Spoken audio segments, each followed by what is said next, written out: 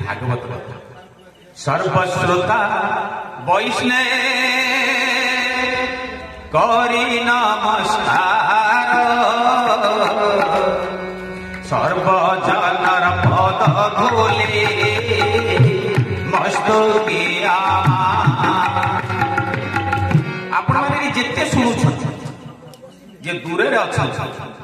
ये समस्ते होती वैष्णव स्वरूप जे विष्णुकर कथा को श्रवण करते जे विष्णुकर कथा शुणिले आनंद हुए से माने साधारण नुहते से माने होती वैष्णव से पदर जो से पदर धूली को ए सेवक पाठ्य करी भगवान आशीर्वाद गुरुकर कृपा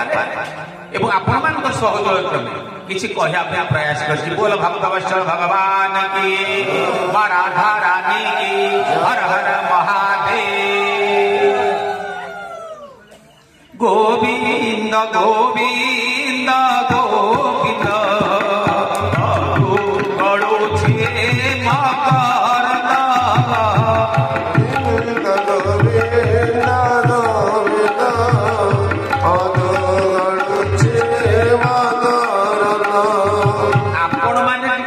आशीर्वाद रखी आपण मानकर दयालु आपणकर अनुकंपालु मुठू प्राय केते किलोमीटर हम 100 केते किलोमीटर हम मु सूद्र रणपुर दौड़ी आसी कहीं ना आपण मैंने सुजोग देइछंती हरि कथा कहया राम कथा कहया भागवत कथा कहया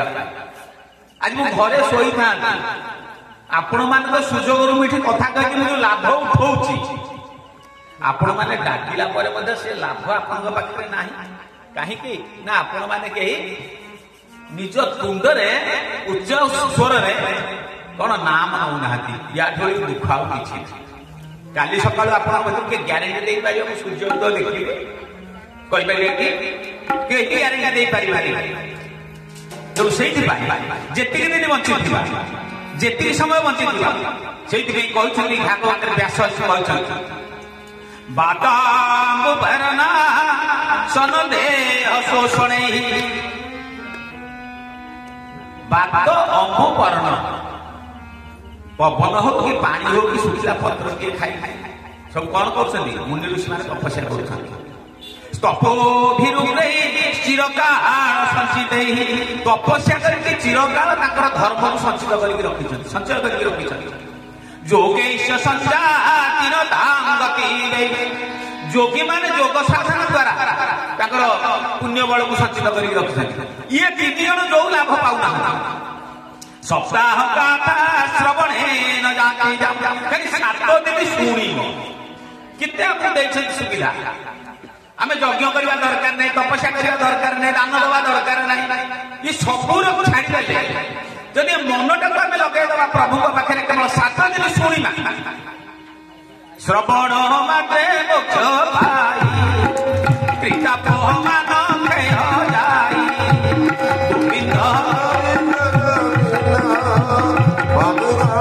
गोविंद गणे बसंती तक्षण अनादि प्रभु नारायण गोविंद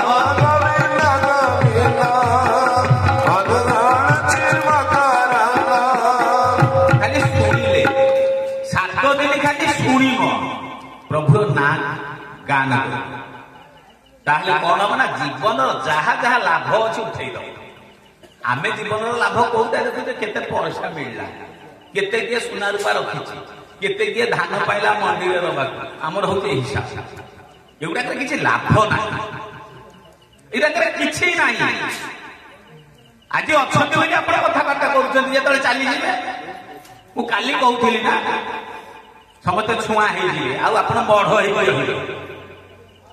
कौटी खाइबा देवे ना समस्ते खाया पूर्व गोटे कदली पत्र नहीं हाड़ दिखण खुआई से थोदेवे दीपुटे जल घर भितर भर्ती करेंगे ये 10 दिन पर्यटन सुसाइड कांदे 15 दिन पर जब केत बारीपटे खड़ खड़ा जो स्त्री की निजर कह सी पुअर ये बुढ़ार जावाक इच्छा नहीं बुढ़िया डाक कीड़ा बाड़े देव होईटा करवा दरकार ना आम भागवत करवा दरकार भागवत कले ही मन शांति हम मुक्ति मिल केवल भागवत ये घर संसार सहित किसी कथा ना घर करूँ संसार करूँ सब करूँ कि मनटा को से रखी था बोले प्रभु मुझे मोर तुओ छड़ा मोर जगत कहीं ना आम कहीपर फुली सरेंडर गोविंद प्रसंग विधान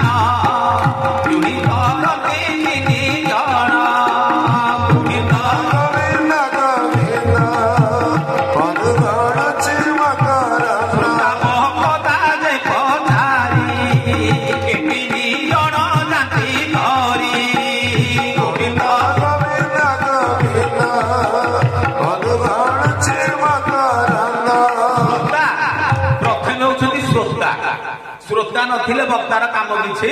ना आपण जदि कहीं न रही वक्ता कथा कह श्रोता वक्ता जे पचारे ये 3 जन जाक कहले केते सुलभ आम दान देवा दरकार नहीं मुझे कहली परा तेज जोगी हवा जोगी है कि योग साधन करने दरकार ना ये खाली पानी टे पीबी जल कौन बात पवन टे खाइबी शुखिला पत्र खाई प्रभु को डाक ताहा भी दरकार ना आम तपस्या करा भी दरकार ना केवल 7 दिन शुणा कलिजुग समजुग आन नहीं जो नर कर विश्वास गाई राम गुण गण विमल भवतर बिनहि प्रयास बिना प्रयास बिना चर्चा ये भव जल को पार हो ये कली जुगर एति आमको सुविधा देछि सत्य जुगर तपस्या करुथिले मनु 17 तपस्या आप जानी समस्ते तपस्या कर 23,000 वर्ष तपस्या कले मनु 17 23,000 वर्ष तपस्या करके जो फल पाई नथिले मात्र 5 मास तपस्या करके ध्रुव पाइले से फल ध्रुव पाइले उत्तर कौन उत्तर अंतरिक्षे ये मुनि मान मेल जाकि बसिले स्थिर चरित्र रहीगले स्थिर तारा रहीगले तेणु एवं आम यदि तपस्या क्या ना यज्ञ करवा यज्ञ कर घी गाई आ घी अच्छी गाई अच्छे गोरु चरु थे विष्टा नथुव विचार से सीना गोरु को रखीदे सब घी होता मुनि ऋषि मैंने रखीदे एवं कौन आम कहीं कहे ओम क्लीं कृष्णाय गोविंदाय गोविंद वल्लभाय स्वाहा ये डाकिले क्या ना गोविंद जो आहुतिटा दबा से भगवान भगवान ना देवता मान से किसी खाती ये आहुति ग्रहण कर ओम क्लीं कहते ओम आम ओम कहते संसार मंगल ये परिवेश कौन भल वर्षा हम तार धान हम जीव मैंने खाइबे से यज्ञ कर बर्तमान ओम फेड़ ओम ना घीरे कौन फेड़ हो जाए ओम फेड़ घी यज्ञ कर कौन हम आम जो घी किणुचे कौन बालाजी घी किणुचे किलो केते ना किलो हूँ 80 टका यज्ञ कला कौन कहूँ मोर लिखिद गोटे घी केजी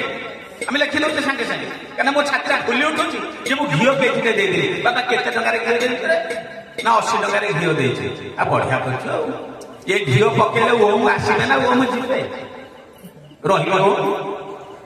तपस्या यज्ञ युगे ना द्वापर अर्चना करते गोपी मान सबुआड़े कृष्णमय देखा ता छड़ा कृष्ण छड़ा से किसी जान नथिले आमे अर्चना करवा जिते रेट बढ़ी जाऊँगी फलमूल रेट आम ये पचार दौचे कदली केते ना 140 टका डजन तो 140 ए तल फेना केते पड़ुची ना 30 एथुरु फेनाटे देलु भोग लगे दबा आम खूब फेना आनुचे जदि दियो कठी नड़िया बाड़ बाड़ बड़ खंडक पड़े गला जदि मारी किए ब्राह्मण दिखे नहीं गला आम कौन सागे सागे कहूचे अरे 40 टका देकी नड़िया किनी ते 2 टका देती दक्षिणा पूजा करने तू से पुणी बड़ खंडक नहीं गलु दिह कही आने खाई अर्चना करें आम घर तो घी जाऊे भल घी जो घी खाइब भल घी दिह पूजा कर दीप जाए आम जो घी खाऊे ताठू आहरी भल घी दीप जाए घरे आम जाऊे ना ए देदेबू ये तुरटे देदेबू कौटा कि रेट के ना 5 टका पड़े गोटे देव घर चले अर्चना ना कौटा रही